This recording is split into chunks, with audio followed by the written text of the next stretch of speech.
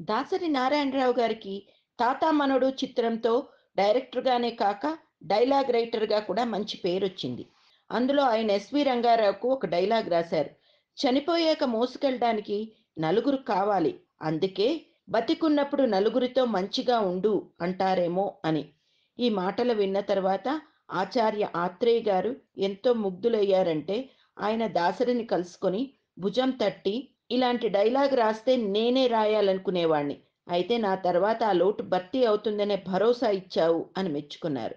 దాసరి తన రెండో చిత్రం 'సంసారం సాగరం' దగ్గరికి వచ్చేసరికి ఈ డైలాగ్స్ విషయంలోనే ఎస్వి రంగారావు గారితో వాగ్వాదానికి దిగవలసి వచ్చింది. ఎలాగంటే, ఆ రోజు షూటింగ్‌లో ముఖ్యమైన ఆర్టిస్టులు చాలామంది ఉన్నారు. ఎస్వి రంగారావుపై తీసే సన్నివేశంలో ఆయన జయంతిని దేవతగా అభివర్ణిస్తూ చెప్పే డైలాగులున్నాయి. వాటిని చదువుకున్న ఎస్వీఆర్, ఇదంతా ఎందుకు? ఆమె గురించి ఇంత చెప్పాల్సిన అవసరం లేదు. ఇది చాలు" అని 5 లైన్లు సంభాషణలో 2 లైన్లు తీసేశారు. ఆ 2 లైన్లు తీసేస్తే క్లైమాక్స్ సీన్ దెబ్బతింటుంది అని దాసరి అభిప్రాయం. ఆ సంగతే ఎస్వీఆర్ చెప్పి ఒప్పించాలని చూశారు.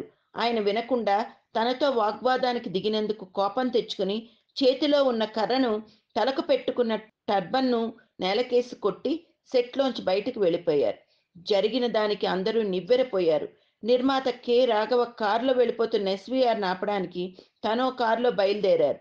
కొంతసేపయిన తర్వాత ఎస్వీఆర్ గారు మళ్ళీ వెనక్కి తిరిగి వచ్చి స్టూడియోకు చేరుకున్నారు. ఆయన సెట్‌లోకి వచ్చి సీన్ పేపర్ తీసుకుని మొదట్లో ఉన్నట్టుగానే డైలాగ్స్ అన్నీ చెప్పడానికి రెడీ అయ్యారు. దాసరి తాను అనుకున్నట్టుగానే సన్నివేశాన్ని చిత్రీకరించారు. అప్పుడు ఎస్వీఆర్ అన్నారు, "డైరెక్టర్ అంటే ఇలాగే ఉండాలి. నిన్ను చూసి గర్వపడుతున్నానయ్యా" అని మెచ్చుకునేసరికి అందరూ ఆ ఇద్దరి ధోరణికి ఆశ్చర్యపోయారు.